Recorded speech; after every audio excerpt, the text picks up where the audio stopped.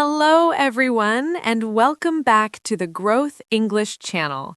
I'm Janny, and we are so excited to have you here today. And I'm David. Today we're diving into a topic that I know makes a lot of learners want to pull their hair out. It's the battle of the haves. Specifically, I have been versus I have had. Oh, the double have. It sounds like a tongue twister, doesn't it? People see sentences like, I have had a busy day, and they think, wait, why are there two of them? Did David make a mistake? Hey, I make mistakes, but not that one. It's actually one of the most useful structures in the English language once you understand the feeling behind it. That's exactly what we're going to do today. We aren't going to look at dry grammar charts or talk about present perfect indicative labels.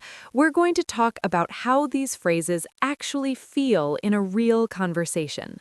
Because at the end of the day, you don't need to name the rule. You just need to know when to say, I've been, so your friends understand you're talking about a state of being, and when to say, I've had, so they know you're talking about an experience or possession.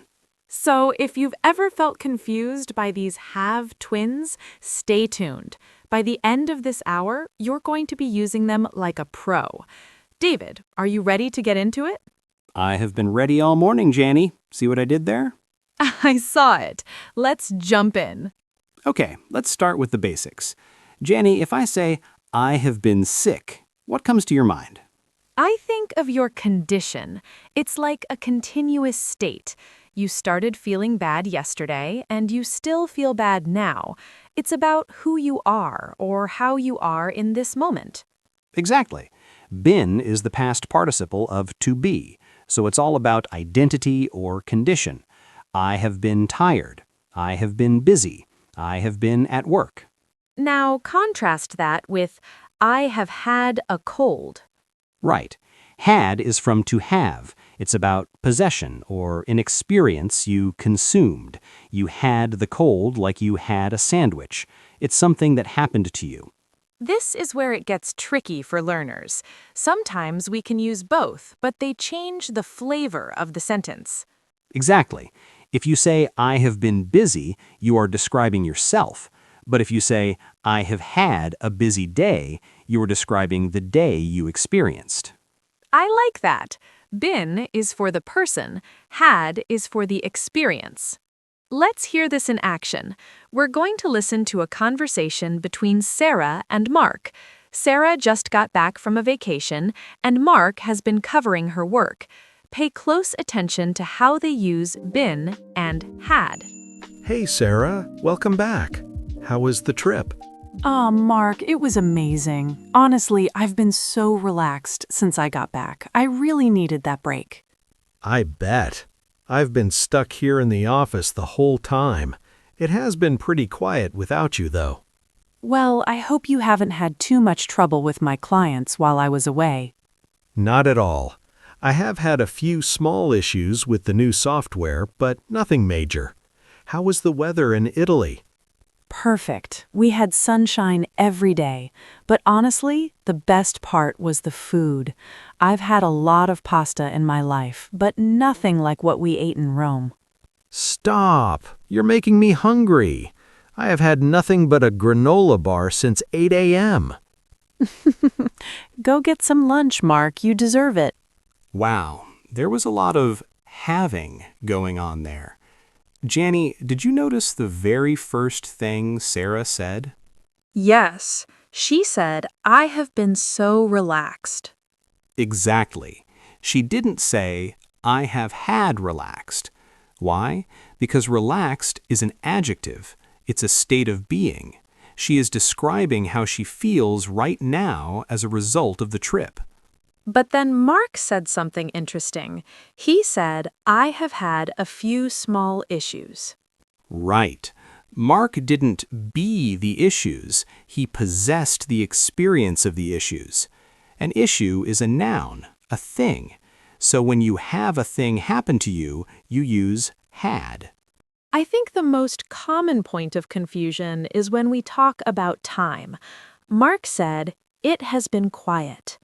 That's a state of the environment. If you're describing the atmosphere, you use been. It's like saying, the room is quiet, but over a period of time, it has been quiet. Now, what about Sarah's comment about the pasta? She said, I have had a lot of pasta. This is the double have territory. I have had. One have is the helper, the auxiliary verb, and the second had is the main action. In this case, it means eaten. So if I say, I have had dinner, it's the same as saying, I have eaten dinner. Exactly. And notice she said, I've had. We usually contract it. I've had. It sounds much smoother. If you say, I have had every time, you sound like a textbook. And we definitely don't want to sound like a textbook. We want to sound like Mark and Sarah, natural, flowing, and clear. Let's stay on that I have had point for a second, Janny. I think this is where people get the most scared. They see have and had together, and they think the speaker is stuttering or that they've made a terrible grammar mistake. It's true. It looks so strange on paper. HAVE space HAD. I have had a dream. It sounds repetitive, but in English, it's perfectly normal. Think of the first have as your vehicle. It's just a helper verb there to get you into the present perfect tense. The had is the actual passenger carrying the meaning. Right. It's exactly like saying I have eaten or I have seen. You wouldn't think I have seen is weird, right? So why is I have had so scary? It's because the two words look so similar, but they are doing different jobs. The first one is the auxiliary, the helper, and the second is the main action. Let's break down the three main reasons we use it, because if you know the why, you'll stop being afraid of the how. Number one is meals. Instead of saying I ate lunch, we often say I had lunch. It sounds a bit more polite and focuses on the fact that you are full now. I've had breakfast already, thanks. Number two is experiences. This is huge. I have had a rough week. I have had a great time. You aren't being the week, you are having the experience of the week. And the third one, this is the one that trips people up, is time and possession. If you bought a phone 3 years ago and you still own it, you don't say, I have this phone for 3 years. That's a mistake. You say, I have had this phone for 3 years. Because you possessed it in the past and you still possess it now. It bridges the gap between then and now. If you try to say, I have been this phone, you are saying that you are the electronic device.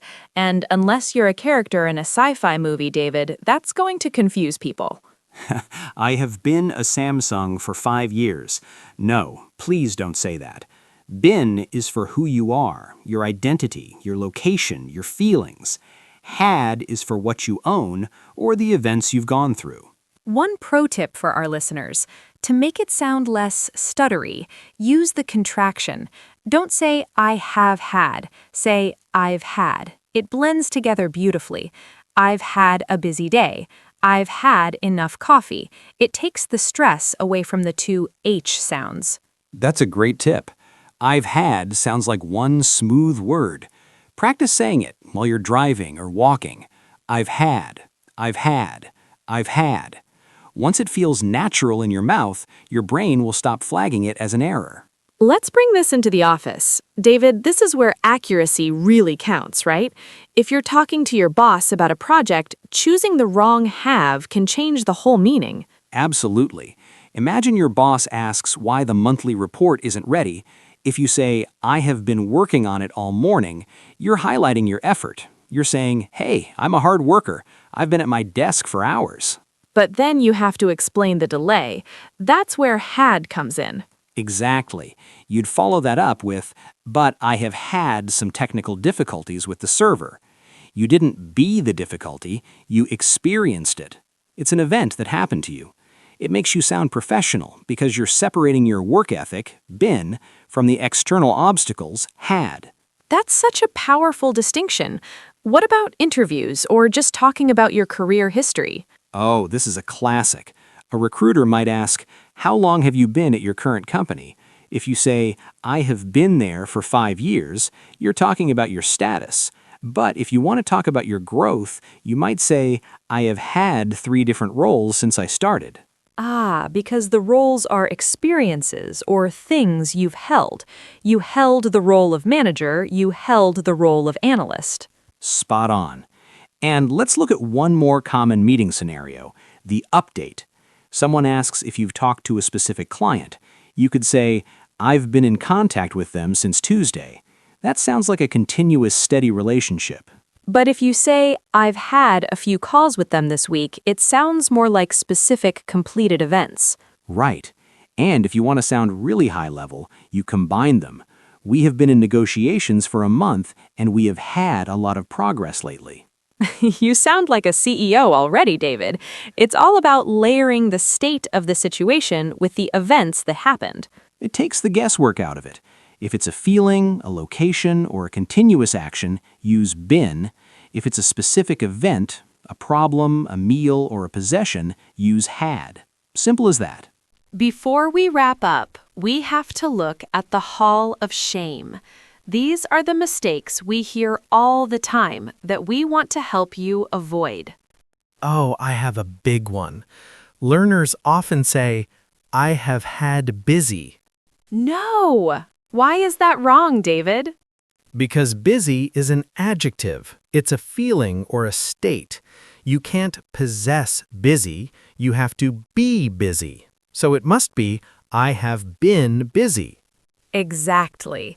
Just remember, if you can put I am in front of the word, I am busy, I am tired, I am happy, then the past version must use been.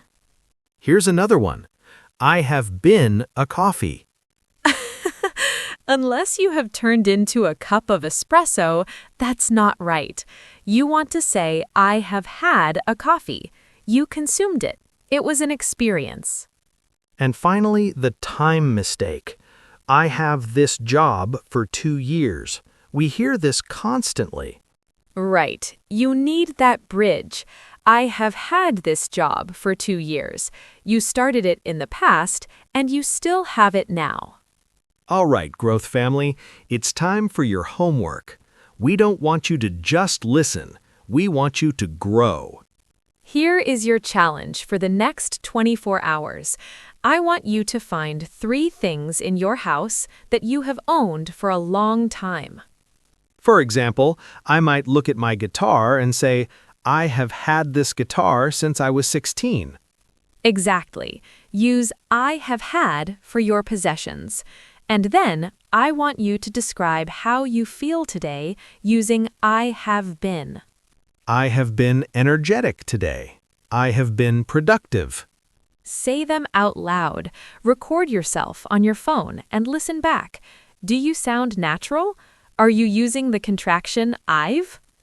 If you do this, you're turning grammar into a physical habit, and that's how you actually get fluent. Thank you so much for joining us today on the Growth English channel. We hope this cleared up the have mystery for you. Keep practicing, keep speaking, and most importantly, keep growing. We'll see you in the next one. Bye, everyone.